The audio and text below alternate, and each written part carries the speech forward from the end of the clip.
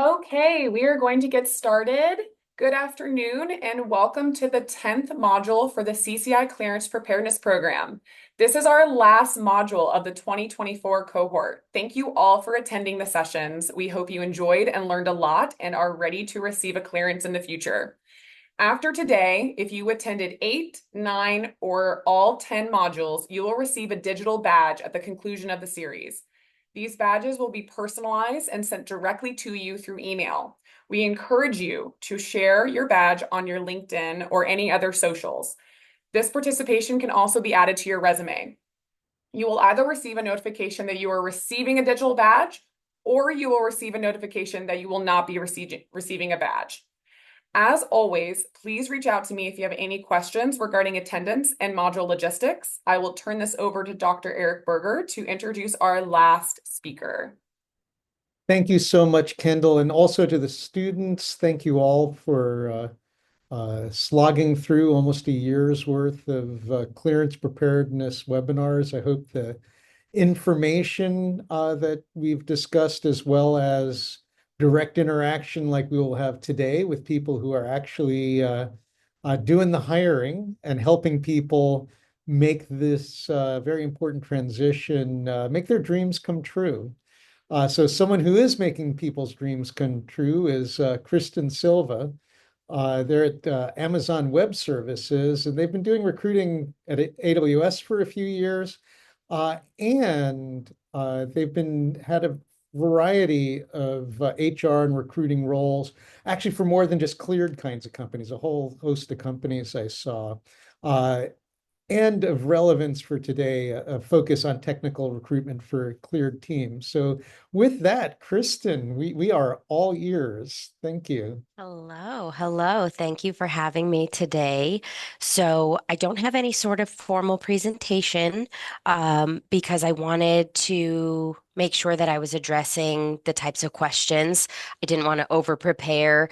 And like you said, I've been doing this for a long time, so I have a lot of answers and I didn't want to get ahead of myself. So, um, hiring for cleared positions obviously has its really unique challenges, I guess you could say. And that starts with even just figuring out whether or not a candidate has a clearance. Never mind figuring out if that candidate is either eligible for a clearance or eligible for an upgrade or what their clearance level is. And so there are a variety of different types of conversations that I'll have with candidates. And there's a variety of different things that I look for on a resume. And so it really comes down to you all as the candidates and making sure that I guess ultimately your resume represents you well enough that it could indicate that the clearance eligibility is there. And then from there, just recruiters are your friends. So the more you share with me, the easier it is for me to advocate for you. And so we completely understand the sensitive nature of having a clearance and that information not getting into the wrong hands. So for me, everything that I capture about a clearance level is held in very high confidentiality. We have different tools in our system that shield certain types of notes away from others that shouldn't have that access. Um, and when we do any sort of like clearance verifications with questionnaires, that's all handled directly with my security team. I only see the results. I never even see how you responded to the different questions in that questionnaire. So we do keep safety and security top of mind there.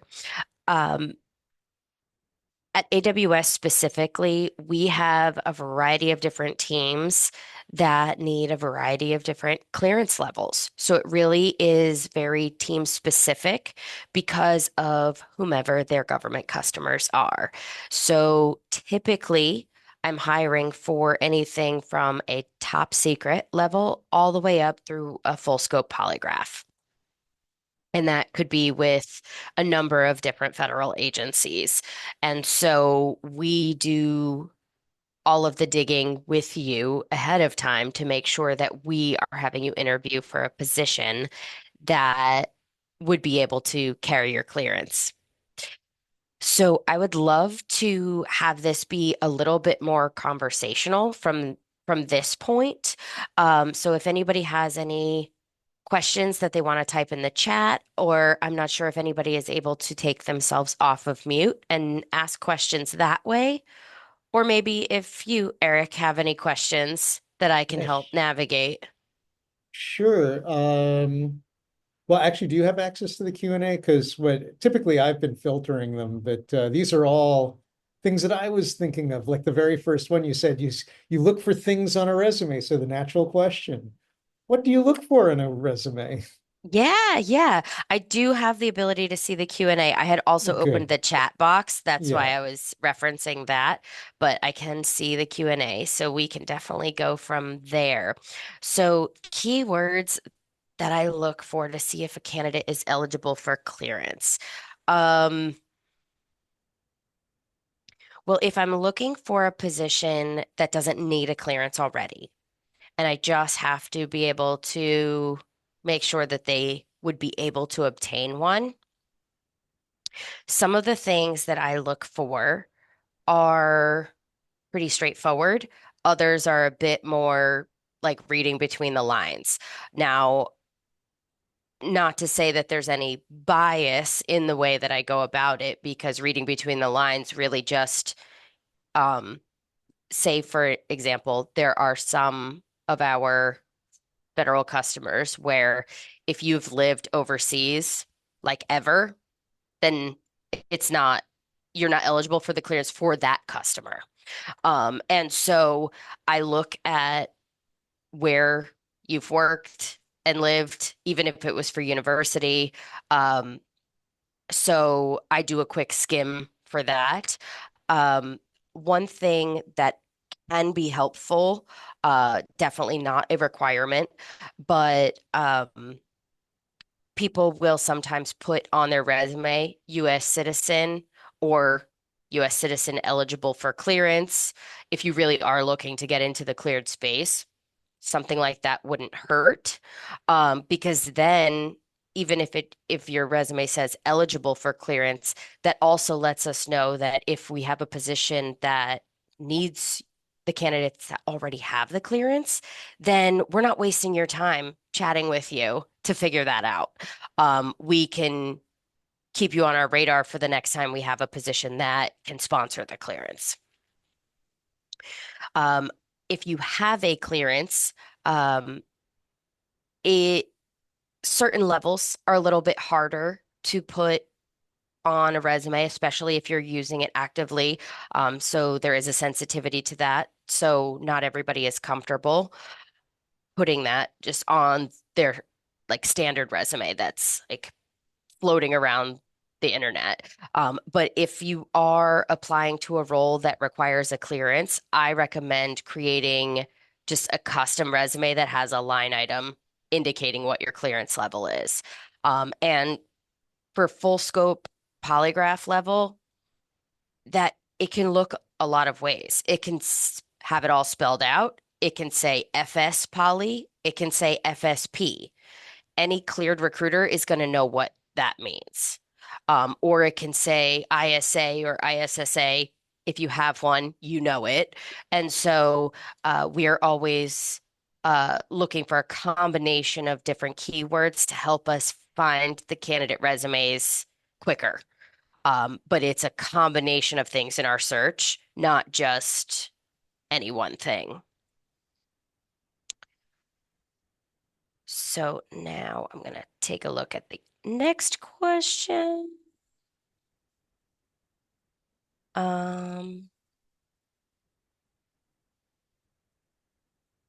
Just trying to figure out where they came through. Oh, okay. I think you cleared it for me. Yeah, Um, yeah. That's Gotcha. I was like, oh no, I where did it lost my go? place. Okay. So, are there regulations from the federal government for government contract companies on cleared jobs that they hire for? For example, regulations on medical and other benefits, pay scale, leave, etc. So, if you're working for a federal consulting firm, as opposed to a large tech firm like Amazon, federal consulting firms have a little bit more of a restriction in where they have any flexibility, if any. Now, when it comes to pay, benefits, sick leave, paid time off, all of that, that's up to the company to manage. That has nothing to do with the government contract or the clearance level. But say you have a top secret with SCI access, and that company's work is only at the secret level. That company can only hold your clearance at the secret level. There's nothing they can do to get that top secret SCI held unless they have another project team that they can have you partially billable on. So there is some flexibility at times, but it really depends on the type of company. When I've supported smaller organizations that are maybe only like a couple hundred or like maybe 1,500 employees at the most, we're a lot more restricted on the highest clearance level that the company itself is eligible to hold against any of its workload.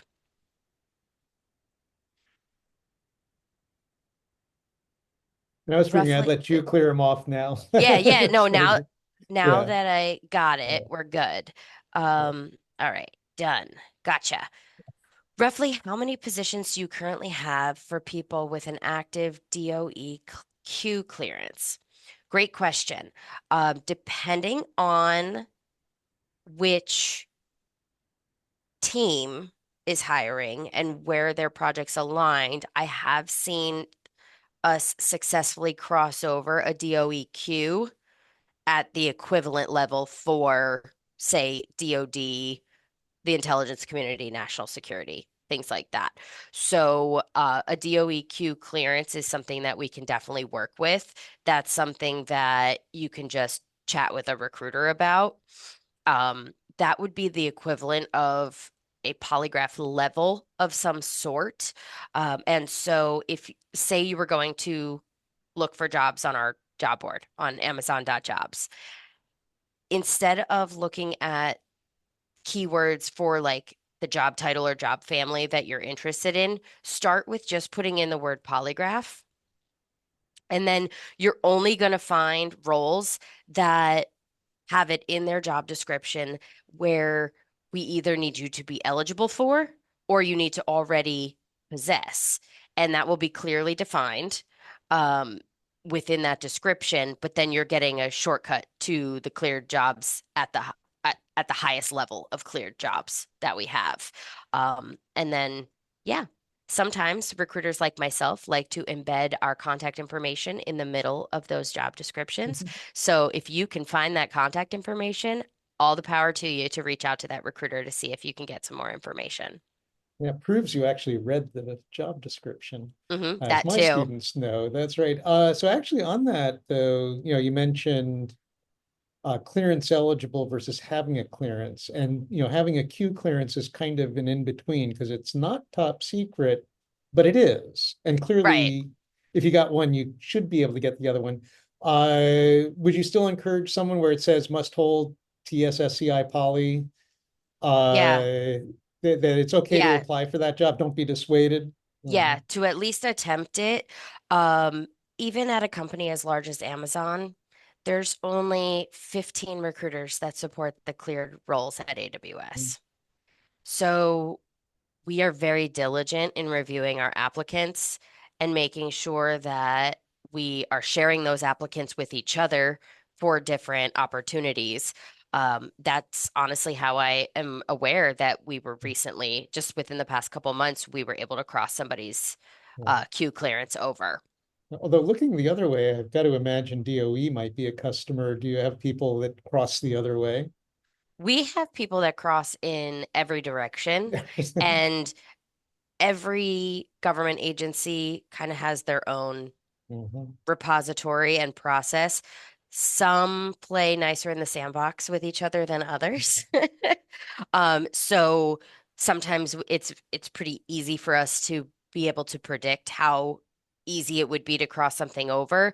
But at minimum, if it says like we can attempt to cross it over to XYZ customer work, if denied, we would be able to kick it off. Like you Mhm. have the eligibility. We just don't know if the crossover will get approved because that's out of our hands. That's the government. Mhm. All right, next question. What advice do you have for people who don't have a security clearance? There's a bit of a catch-22. Most jobs want to hire somebody already who already has a clearance. That is accurate. And so here's my tip, at least for AWS. Instead of just looking for that word polygraph, what you can do, because we do have a landing page that's for like all of our cleared jobs, you could navigate right to that. And if in the description it says candidate must have the ability to obtain and maintain, that means basically we just need you to be a citizen with a seemingly clear background that would allow you to be eligible to get that. And so that's the little unique phrase that we use to differentiate between somebody who has to have it day one to start versus somebody that we will get into the process. And by law, in a job description for any company, if the clearance is a hard set requirement, it will be in the requirements. We call them basic qualifications as the requirements section of our job description. But if something is hard set, there's no wiggle room. Like you have to have a bachelor's degree in computer science and you have to have 3 years non-internship experience in the same light, if I need a certain clearance level at a minimum for you to be able to start, that's going to be right in that list. And I would have done this at any company that I worked for, not just here at AWS, just with employment standards and regulations, uh, and a lot of recruiter HR nuance for you as well. All right, let's see here. Next one. As a recruiter, are you more interested in seeing details about past work experiences or projects for early career software engineers? There's only so much room on a resume, so I'm in between what to prioritize. Okay, so when it comes to the resume, I want you to give yourself credit for the work that you have accomplished. That could be project work if you're still like gearing up for graduation. That could be any paid work that you did, whether it's an internship or a summer job or a side hustle. Say you're like designing websites for a bunch of companies and you're just like doing that freelance on the side because you love it. Um, I don't care how much you got paid for anything. I want to know what you were able to accomplish. So in addition to making sure to highlight all of those important projects, it's important that the any like bullets or description that you include doesn't read like a job description. I want it to read like what you were able to achieve. So if it were like a customer service job, like just thinking like really, really standard job profile, just to take a step back. Yes, we know that there's data entry. We know that you're answering phones and customer questions. I want to know like what problems you solved, how you accomplished it, what are some like measurable results that you earned for your own career growth? And in terms of there only being so much room on a resume, yes, if you're earlier in your career, I would not expect to see a long, drawn out resume, nor do I love seeing long, drawn out resumes. But I think the longest resume that I ever saw, it was in CV format. So it had like every project detail from every project that this engineer had ever done. It was 34 pages. I did not read it all because it was a very like easy to follow format and I understood what they were trying to get at. But I want to see the highlights of any of your work and project experience. Give me a good snapshot of what your tech stack is. It's okay if it goes beyond a page because it's not like we're printing these out and wasting paper. It's all in a system. So as long as I can scroll, we're in good shape. Um, on the notion of resumes, I'll make one more big tip that I love sharing whenever I'm helping candidates of any category, not just engineers and not just cleared. Um, Traditionally, you'll see like an objective statement, right, at the top of a resume. And it, regardless of who's writing it and how long you've been doing the work that you've been doing, it all reads the same way. You want to find a position at a company that's going to use your skills and help you to grow, and you want to contribute to the team. I don't want to see the same thing on every resume because obviously you want to do the work that you like to do. You want to work on a team that needs that work, and you want a paycheck for it. We got that. Forget the objective statement. If you have one on your resume right now, delete it. Just take it off. It's wasting that valuable space that we were mentioning. Instead, put a small summary of things that should catch my attention and make me want to read the rest of your resume. So if it's 5 years in Java development, specializing in, I don't know, gaming or whatever the case might be, but give yourself a couple key bullet points that will get a recruiter excited about continuing to read on. It's that top third of the page that needs to catch a recruiter's attention in order for us to keep reading. If we don't see what we need right away, then we have to move on to the next candidate. Um, all right. To build on the resume question, is there a difference between a resume for a government contract company and the federal government? Now, I'd say yes and no. Like if you're already government and staying government, they do have a very specific format. I've seen it because I've in previous companies I was on customer site and helped with some of that. But in general, if you are not a direct federal employee and you are applying for work with any public sector organization, um, that the resume just needs to read for what you were able to contribute to. There's no special format. I just want it to be clear what I'm reading, consistent from top to bottom, but not anything that has to be consistent from one person to the next.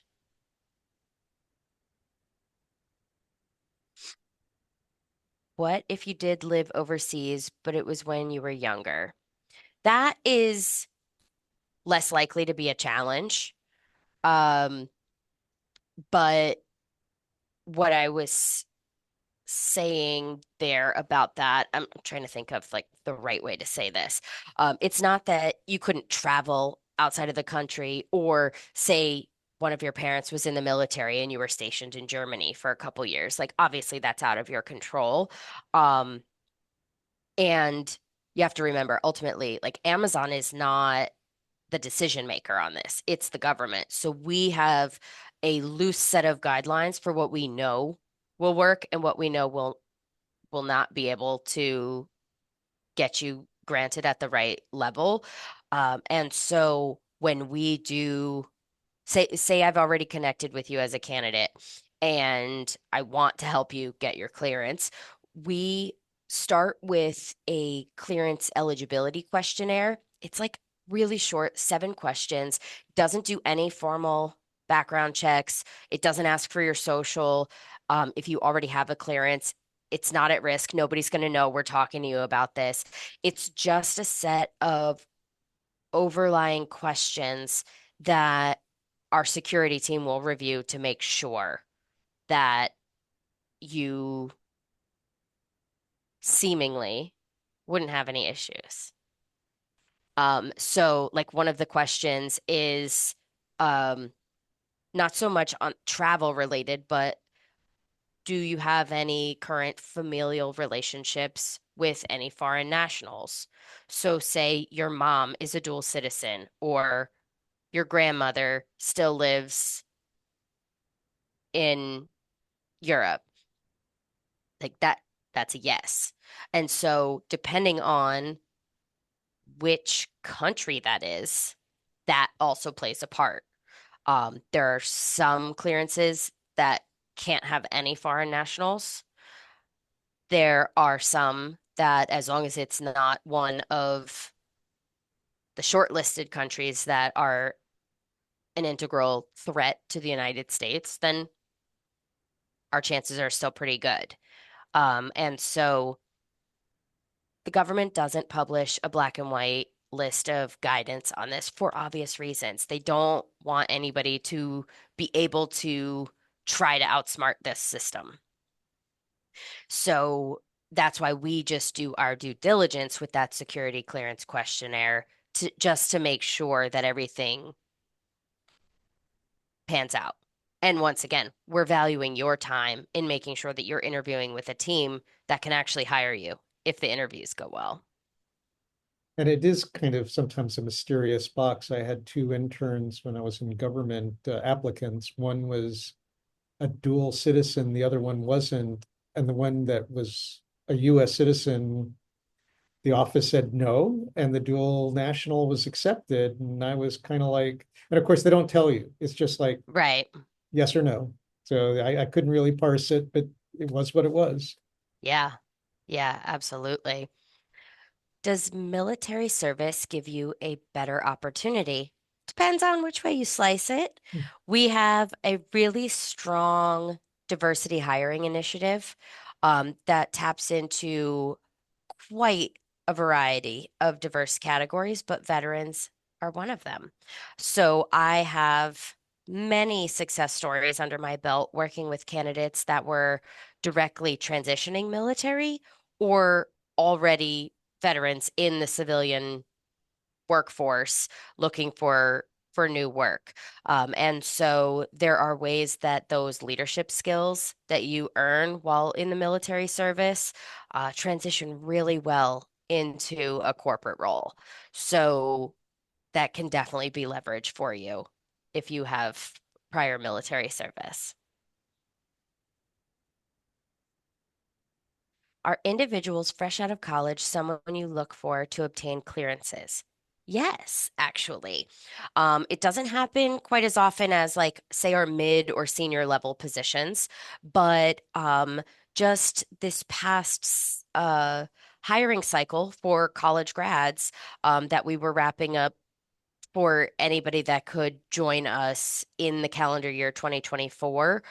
So I'll say maybe it was in August, if I had to guess the time frame, we were allocated 10 positions that were going to be aligned to our cleared teams. So we just needed to make sure candidates were eligible to get a clearance. They didn't have to already have them. And you had to have been graduating either like within the next few months or in the previous 12 months. So our early career talent or our like university hiring initiatives for new grads usually has some sort of like 12 to 24 month uh, recency requirement. on it for your graduation. But as long as you meet that and you meet the baseline needs for the eligibility for the clearance, then we should be good to go. So I know that after the new year starts, we're going to get another round of them. I am not responsible for deciding what that number is. I just help find them when we know. And so I'm hoping for another 10, um, maybe more. Really just depends.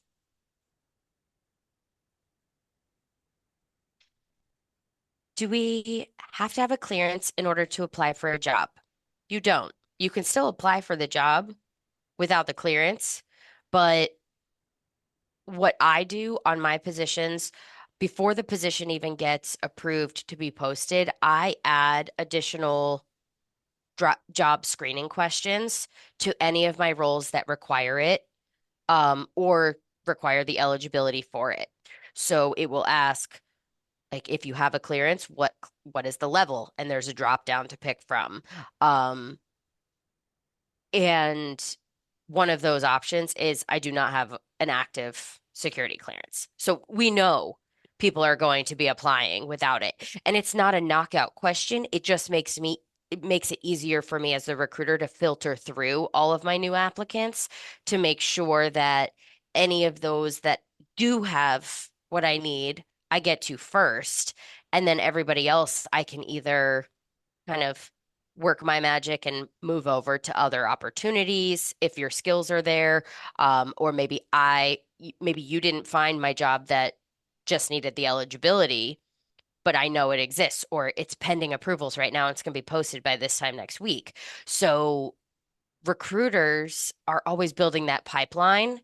And if the candidate has what we need in the big picture, we're always willing to get that process started while we're trying to figure out what team, position, level, all that good stuff. For candidates who haven't obtained a clearance yet and are interested in the private sector, how detailed of a history would you like to know? I heard it's discouraged for a resume to be longer than a page unless it's a federal resume. Um, I I like to just understand what you've accomplished so far. So if that's a page, cool. If it's a page and a half, 2 pages, sure. Like I said before, it's all digital. It's all on my computer screen, so it's okay. Um, you don't want to be overly verbose. If you've only had like 6 months of an internship, I wouldn't expect to see a 2 to 3 page resume from you. So be realistic with yourself there, and keep it focused on measurable results that you've been able to achieve. That should be able to keep it succinct.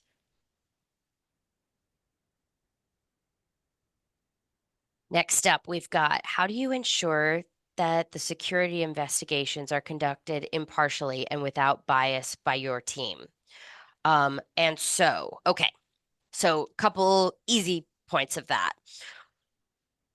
When I chat with a candidate and I know we want to move forward and it's for a cleared role, I will tell them, hey, I'm going to send you a link to fill out this clearance questionnaire.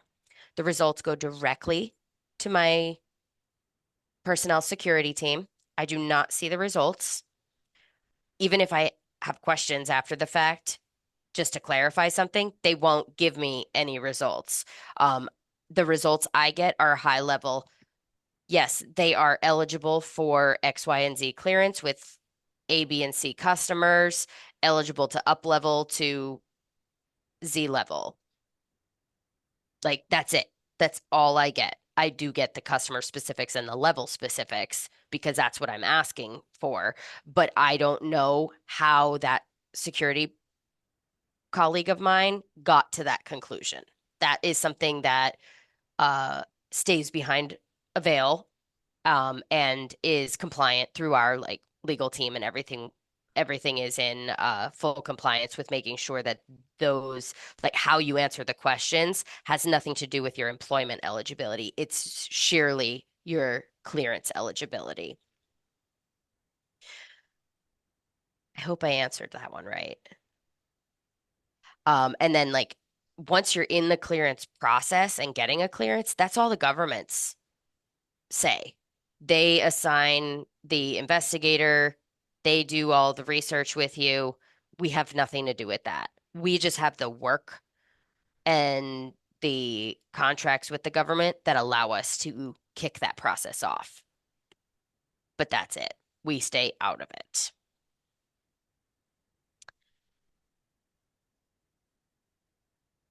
Resume standards for BS. What about BAS? Are we talking about I think like they're a talking about a Bachelor of Science versus a bachelor? Bachelor of Arts. Yeah. Okay. Yeah. Doesn't make a difference.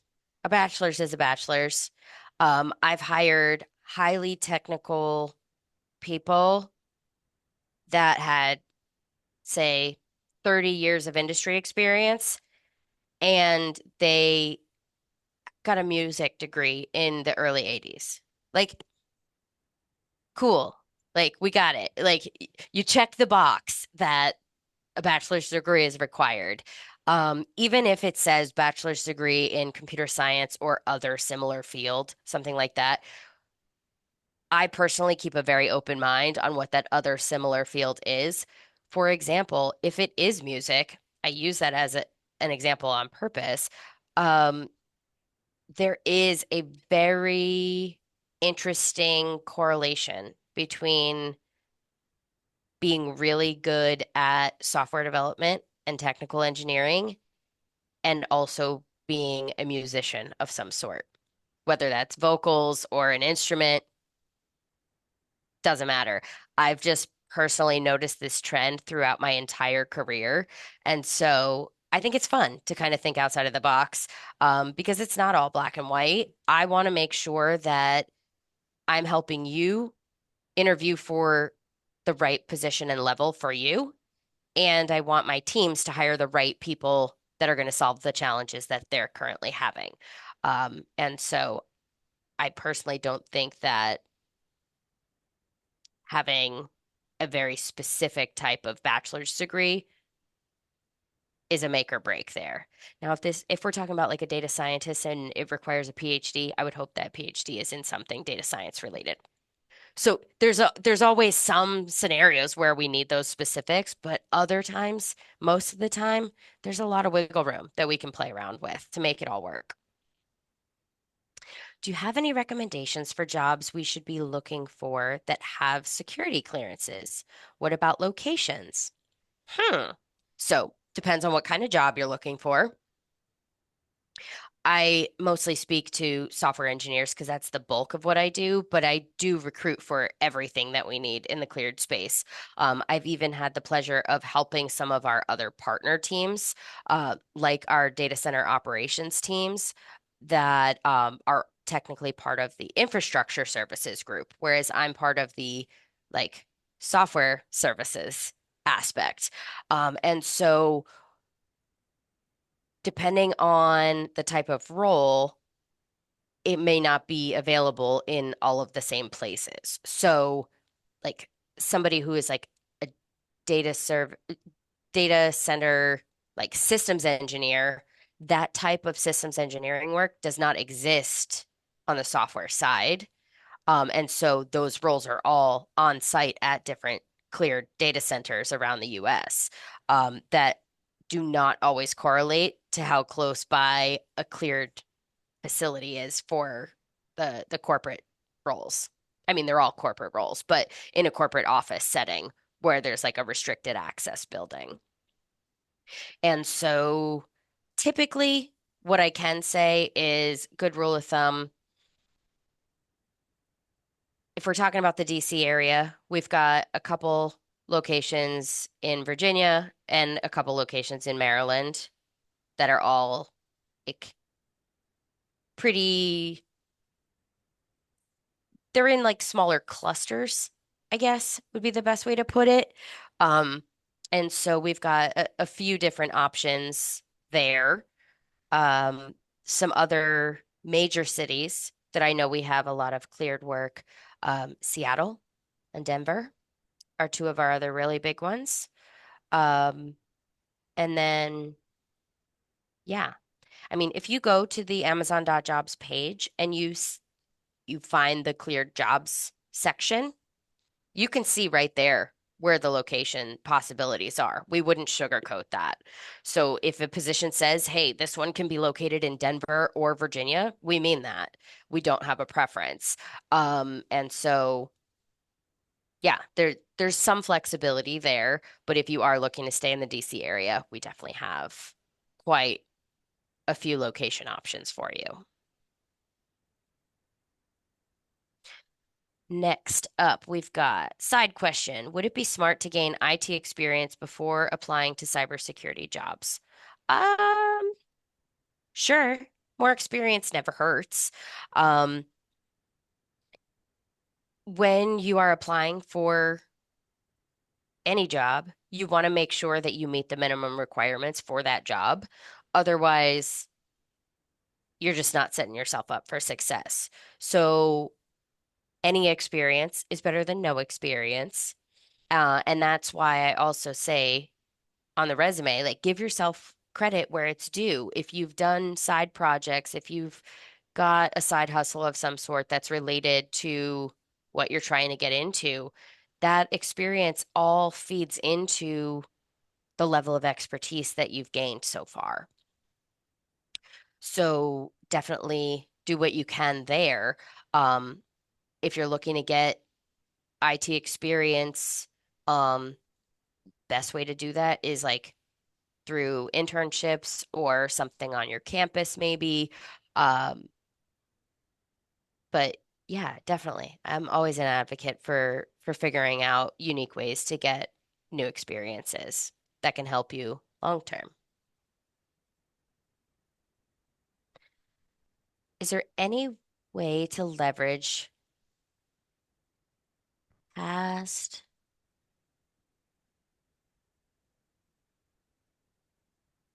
I'm trying to think here. I think it says CJOs or CIOs. I don't know if my eyes are failing me right now. Um, That would be uh, like a conditional job offer. oh, gotcha. Okay. Yeah.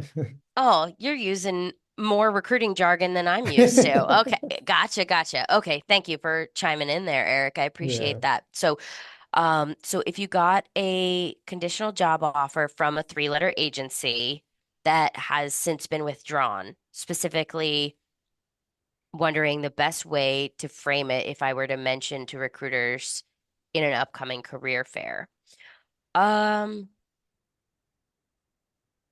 I mean, you could simply say that you have a conditional job offer. If you're just at a job fair looking to network with recruiters and figure out other places to apply, a conditional job offer is just that. There are conditions. So they the the people you meet don't need to know that that company withdrew that. And I'm not trying to tell you to be shady here or anything, but the fact that you got to that point where you were granted that conditional job offer, that does mean something. Um, because you have the option to turn it down too, just as much as the company can say, hey, like it's not going to turn out the way we initially hoped. Now, if you had a conditional job offer because they wanted you to get a clearance and then that clearance was denied, that's something you kind of want to keep in the back of your frame of mind as you go to apply for other cleared roles because um it's not that if you were denied for a clearance once you'll never get it, but you do need to wait, or I would recommend waiting a bit um to try to retry that. Actually, I'll take host's prerogative here. So, and this is one that I've related to, so to the team here, the students, where someone was denied a clearance, uh, and the way it has played out, they just found out that their appeal was denied, Mm, which is also what their lawyer said would happen, that basically your appeal is denied and then you can try again. But they also realized that it's taken so long. Would they have been better served? I don't know if you've experienced this. If someone's denied, but it was more of a clerical error, it wasn't I'm a drug addict or I've got right. lots of DUIs or whatever, but it was in this case, a health issue that got kind of miscoded. Mm. Uh, so, well, mental health issue, because a physical health issue should not affect clearance. Uh, would they have been better served to just say, all right, thank you very much. I might see you in a year, or go through the whole uh, appeal process? I mean, if you feel like it was an inaccurate representation of the situation, I would always recommend the appeal process. Mhm. Just know that just as long as clearances take to get, appeals are going to take a while too. It's not anything that's going to be switched overnight. Um, but it is possible to just kind of see what you can do to work through it. Um, and it gets so personal when it's something like that. So if it was mental health related, was it because of a diagnosis that was the problem, or was it because of a certain kind of medication you were Mhm. prescribed? Those could fall into very different categories. And so, yeah, um, just be honest and transparent with the investigator that's assigned to work with you so that they can do whatever they can possibly do to help you make sure that it's captured correctly when it goes Good, thank for you. final adjudication. All right, next up. Do cleared positions require employees to be in a certain geographic location, or are there positions that allow cleared employees to work from anywhere in the US? There are some teams that have some remote opportunities that are cleared. They're more in the customer facing, like professional services, almost sales kind of roles. They're still technical in nature, but it's technical for that customer interaction, not technical software developer hands on keyboard. Um, so any of our cleared positions, aside from that sales group, they would be allocated to office space. Um, and so we would expect those employees to be in the office as frequently as their project needs require. For many of them, that is 5 days a week in the office. In terms of how far away from the office, that's up to you what you want that commute to look like. If that cleared team does have an on-call rotation that you will be a part of, the requirement that it is that if you are on call for the high side or the fully cleared side of that project team, that you are within 1 hour of a skiff location so that if you did need to go on site to remediate, you could respond in a reasonable turnaround time. That being said, not a whole lot comes through in the wee hours of the morning or overnight, because we are fairly aligned and co-located in geographies where our customers' offices exist as well. So the bulk of things do tend to happen during pretty standard awake hours, if not standard work hours.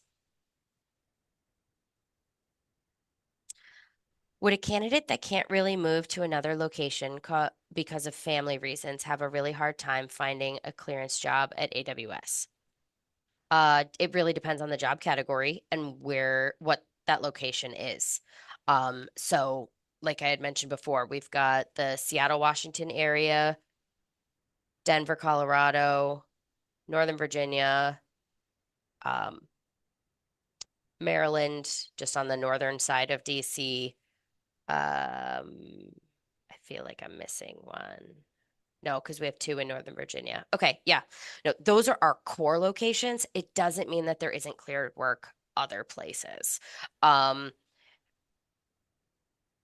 Depending on your family situation, we completely understand if you can't relocate right now. Um, I have had candidates initially interested in cleared roles but couldn't relocate. And so, but they still really wanted to join Amazon. So, what we were able to do is find a commercial team that doesn't need a clearance that could at least help them get their foot in the door with the company in the same role, just very different team that has nothing to do with our government customers. So there's a way, there just might not be a way to hold the clearance if you already have one. Which candidate do you prefer? One with a master's in cybersecurity or one with a cybersecurity certification? Both. I just like to see education and continuous development of those skills. Um, for government requirements, most positions require either education at or above a certain level or the appropriate industry certifications. Um, whether that's like a CISSP or Security Plus. It really just boils down to where we know the wiggle room is, and it really could be one or the other. It doesn't have to be all of the above. So just keep keep building on that. How far do you recommend applying for positions? How often do you consider hire people multiple months out? Graduation is in late spring, early summer, so about 6 months or so. Great question. Um, so I, for example, um, just had one of my candidates who's not quite a new grad candidate, but just a candidate in general. So to explain that this happens all the time, he accepted his offer last Monday, um, which was technically still October, and he's joining us the second week of January. When we get to the point of the offer and putting that formal offer together, we are talking through that realistic start date with you. We are not in a rush to fill seats. We want to hire the right people in the right roles when we find them. And just like we'll work with your availability at each step of the interview process, we would do that to make sure you have a good transition out of your current role or school and into a full-time role. Now, if it is a university hiring initiative, they are most likely pretty aligned with semester schedules and will have a pretty easy flow of schedules so that you've got the offer in hand well before graduation hits. That being said, I'd say after the new year would probably be a good spot for you to start applying for full-time roles post-graduation. Say you're graduating in May-ish, so you want to start work in May or June, January, February, or beyond. I mean, you can cut it even closer if you want, but I would try not to go more than like 5 or 6 months in advance.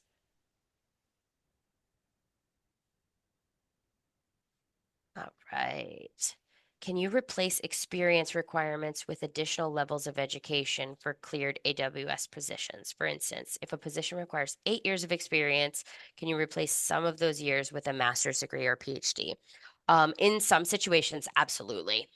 Absolutely. So I'm looking at the whole resume when I have some more stringent requirements. And so understanding that what goes into earning those higher education degree levels, there is some trade-off that can take place. What we can't replace is if it says like a minimum of 3 years non-internship experience. Um, if it is something that is like foundationally set that so let's say the core requirement is a bachelor's degree and 3 years of non-internship experience, but you have a master's or a PhD and not quite the 3 years, that's where I can trade that off because you already met and exceeded the baseline education requirement. Um, so not every company can do that. I just know that where we're at here, that shouldn't be an issue. Oftentimes you'll see that written, um, as like a preferred qualification. If you have like a master's or a PhD, then um, that should give the recruiter enough information to know where they can have some of those trade-offs. It's really about what you've accomplished in your experience as opposed to how long you've been doing it, especially in tech. Are there any technical projects for a cybersecurity or adjacent field that look especially good when you're looking at a candidate? Um, Having looked at a lot of technical resumes over my almost 20-year career, um, I can say that some are more impressive than others. And so what I like to see are projects that have some really like unique challenges that they're solving for, and maybe even some unique use cases, as opposed to, hey, I took this like intro to Python class and I made this like bingo game.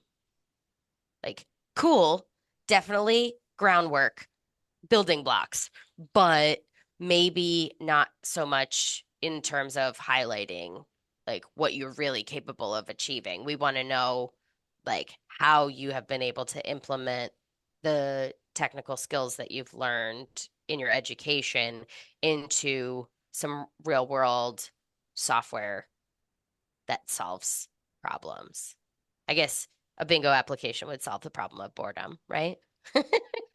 I love bingo, don't get me wrong. Well, and it's a thing. So we are getting close to the top of the hour. There is the fun recruiting stories question, or one that I'm kind of curious about is tell us about Disney. Oh, yeah. So my first job out of college after I earned my bachelor's degree, I went down and worked for Disney in their HR department. And so it was a really cool experience. And back then, I wasn't doing a whole lot of recruiting. I was helping a little, but it wasn't my primary job focus that I was hired into.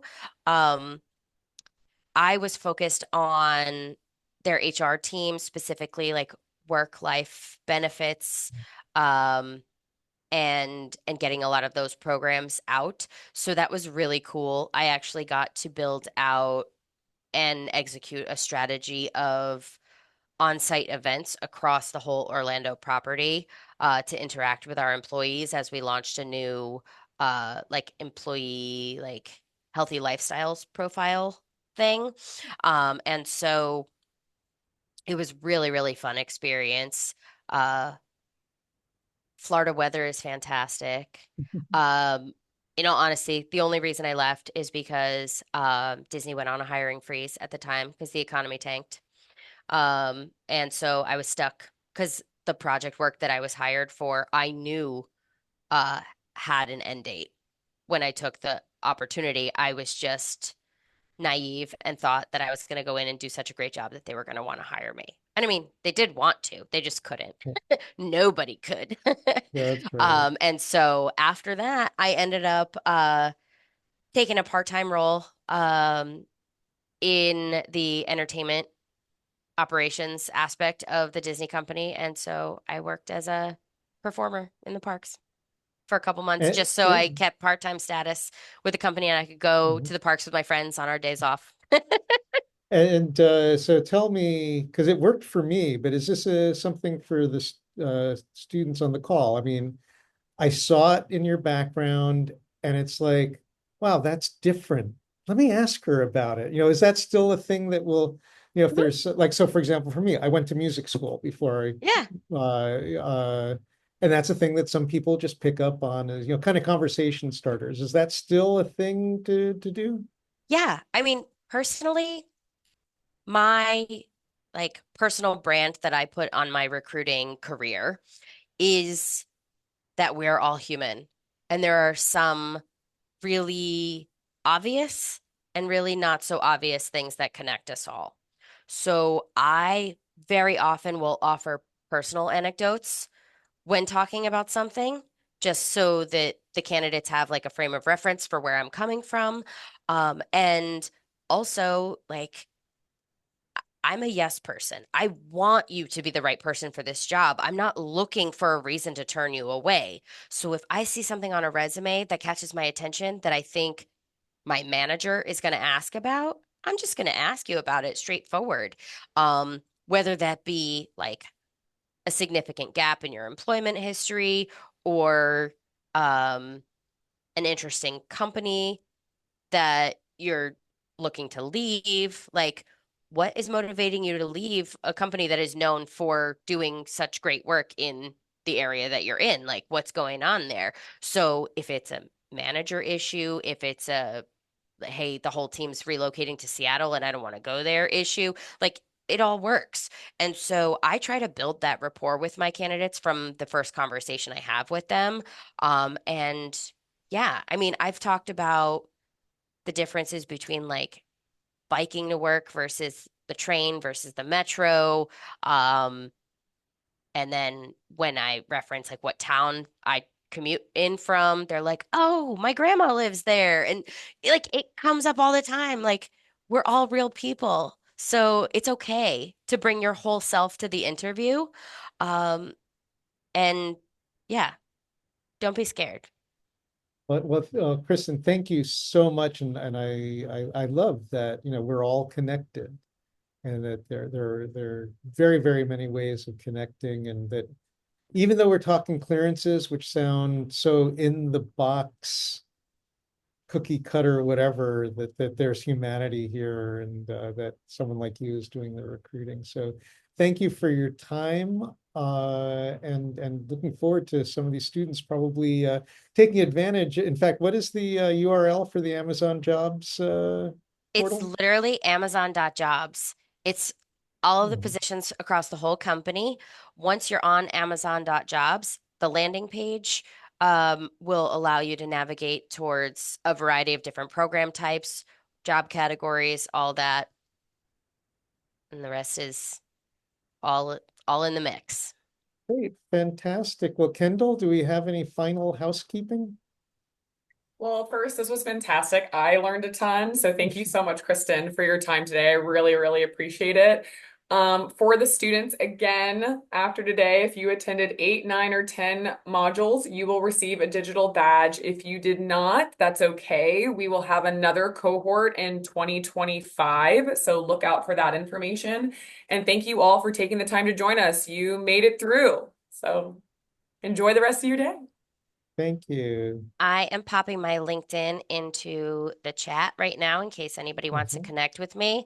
I can't promise that I have a great response turnaround time rate because, as you can imagine, as a recruiter, it's that's a busy platform for me, but I will always accept the requests, especially of people that I spoke to at things such as this session. So, um, popping that into the chat box there. Hopefully, I see some of you on there. And Yeah. if there's anything I can help with, I'm happy to. Um, and I'm happy to be a resource for you in the sense of kind of demystifying that process and helping you figure out how to navigate it for yourself. So And thank you if Very so much good. for having me. And if Yeah. any students do reach out to Kristen, make sure maybe in the intro you mention where you might have quote unquote met her, the CCI Clearance Preparedness Program, just to kind of give her a heads up. But with that said, thank you all. I really appreciate it. And again, thank you so much, Kristen, for your time. We really appreciate it. Yeah, absolutely. Thank you. Bye. Bye. Bye.